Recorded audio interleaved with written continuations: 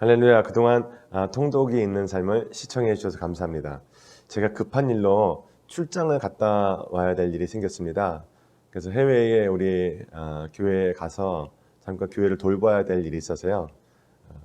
그 교회 출장을 마치고 돌아와서 계속해서 이어서 그 다음 편들을 게재하도록 하겠습니다.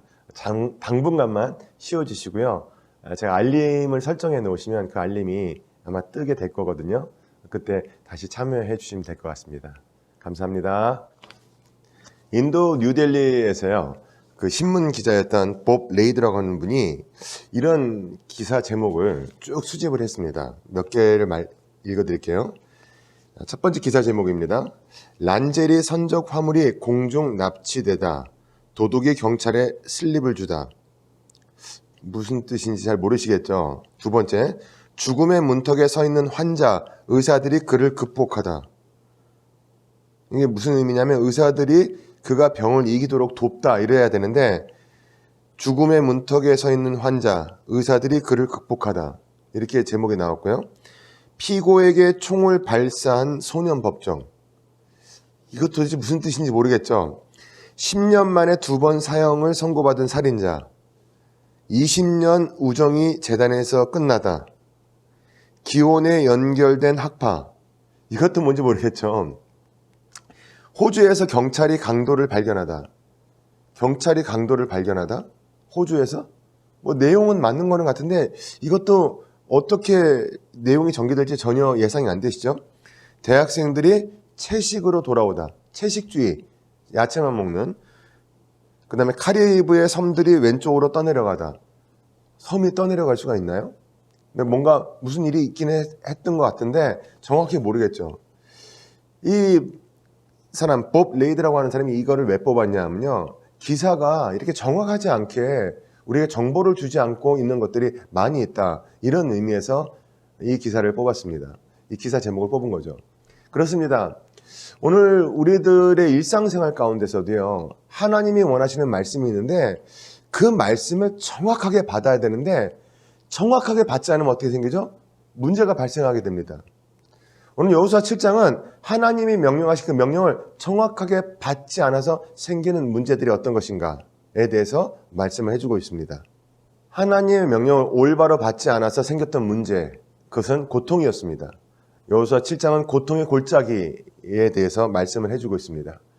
첫 번째 1절부터 9절까지는요. 실패는 겸손을 가지고 온다. 그럼 실패를 통해서 무엇을 배울 것인가에 대한 말씀이겠죠. 실패는 겸손을 가져온다는 이야기는 이런 이야기입니다. 여리고 성벽이 무너지고 이스라엘의 백성은 영적으로, 감정적으로, 군사적으로 고향이 됐었죠. 굉장히 많은 고치가 돼 있었습니다. 그들의 목표는 어디였죠? 아이성이었습니다. 이 성은 여리고로부터 3.2km밖에 떨어지지 않은 작은 성이었어요. 작은 요새화된 성이었는데 가나안 정복에 있어서 굉장히 전략적인 위치에 있는 도시였습니다. 근데 이 성을 이제 어저께 말씀드렸죠. 가나안을 정복할 때 여리고성은 빗장을 여는 것이었고 이제 그 다음에는 요거를 점령하고 아이성을 점령해야지만 그들에게 승기가 잡혀지는 그런 아주 중요한 의미가, 전략적인 의미가 있었습니다. 그런데 이것을 이루지 못하게 되죠. 이때 이스라엘은 겸손을 배우게 됩니다. 과도한 자신감이라고 하는 것, 이 과도한 자신감이라고 하는 것은 어떤 자신들의 앞길을 막을 수가 있다는 것이죠. 전투를 앞두고 기도했다는 어떤 모습이 보이지 않습니다. 여리고성을 점령하고 난 다음에 아이성을 점령하기 위해서는 조금 더 겸손한 마음으로 자기들을 돌아보고 기도해야 되는데 그랬다는 모습을 전혀 찾아볼 수가 없죠. 사람은요, 금방 부패할 수 있는 존재이기 때문에 항상 조심해야 됩니다. 진중에 은폐된 불순종이 있는 상태에서 작전을 수행하게 된 이스라엘은 이 전투에서 어떤 기회도 갖지 못하게 되죠. 실패는 이스라엘 백성들뿐 아니라 특별히 그들의 지도자를 겸손하게 만들었죠. 지도자가 이 사건을 놓고 무엇을 잘못했길래 이렇게 됐는가를 생각하면서 되돌아볼 기회를 갖게 되는 것입니다. 10절부터 18절까지는 실패는 그러면 책임을 요구한다. 그렇죠. 실패했을 경우에는 그 책임이 무엇인가를 따져보고 책임의 소재를 반드시 묻고 고치고 나아가야 다음에는 또 다른 실패를 반복하지 않게 되는 것이겠죠. 그래서 실패는 책임을 요구한다는 것입니다. 하나님께서는 여호수아에게 지체 없이 응답하셨습니다. 그분의 어조는 그다지 온화하지 않았습니다.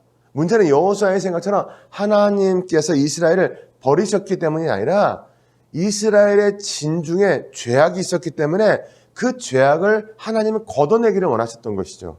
하나님께서는 자기 백성들의 죄가 방치되면 그것이 그 다음에도 또 그래도 되는 줄 알고 점점 더 악화된 상태로 갈 수 있다는 것을 아셨기 때문에 여기서 한번 딱 짚고 한 번 실수가 병까지 상사라는 그런 교훈을 주고 싶으셨던 것이죠. 하나님은 자신의 전지성을 보여주셨고 이스라엘에게 반드시 징계를 해서 이 문제를 바로 잡아라 이렇게 말씀하고 계시는 것입니다.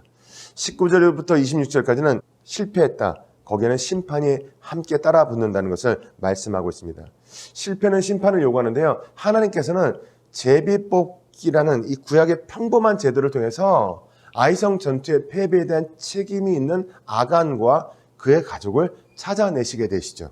아간의 약탈품은요, 이 시내산의 아름다운 외투 한 벌, 은 200세겔, 50세겔 중에 금덩이 하나, 이런 것이었습니다.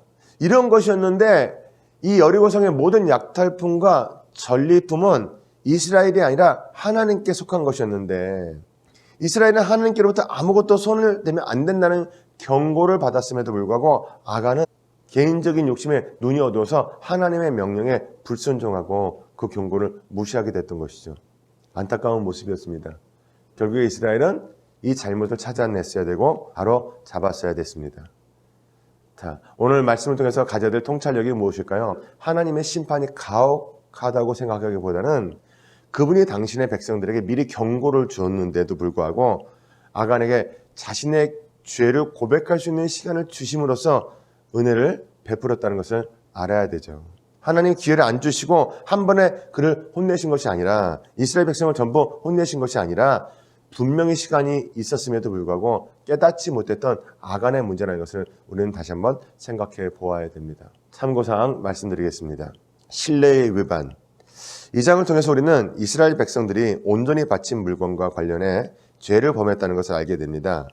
이것은 율법에 대한 범죄였고요. 여리고에 하나님께 온전히 바쳐짐에 대한 위반이었습니다. 분명히 신뢰의 위반이라는 것은 하나님께서 엄히 다루기를 원하신다는 것을 기억하시면서요. 온전히 바친 물건과 관련해서 죄를 범했다는 것, 이것이 어떤 의미로 그들에게 다가가는지를 반드시 기억할 수 있게 되기를 바랍니다. 묵상하실 말씀 제목은요. 적은 누룩이 온 떡덩어리에 퍼지듯이 작은 죄악이 온 삶을 오염시킬 수 있다는 것을 기억하시면서요. 하나님을 절대 속이지 않게 하여 주옵소서 라고 하는 그런 깊은 기도를 드리시기를 바랍니다. 핵심 구절 다 함께 봉독하겠습니다. 그 위에 돌 무더기를 크게 쌓았더니 오늘까지 있더라.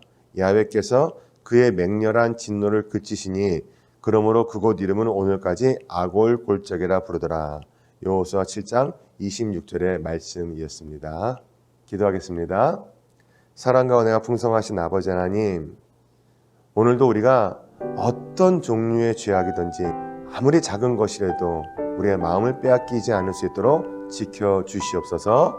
예수 그리스도의 이름으로 기도드렸습니다. 아멘.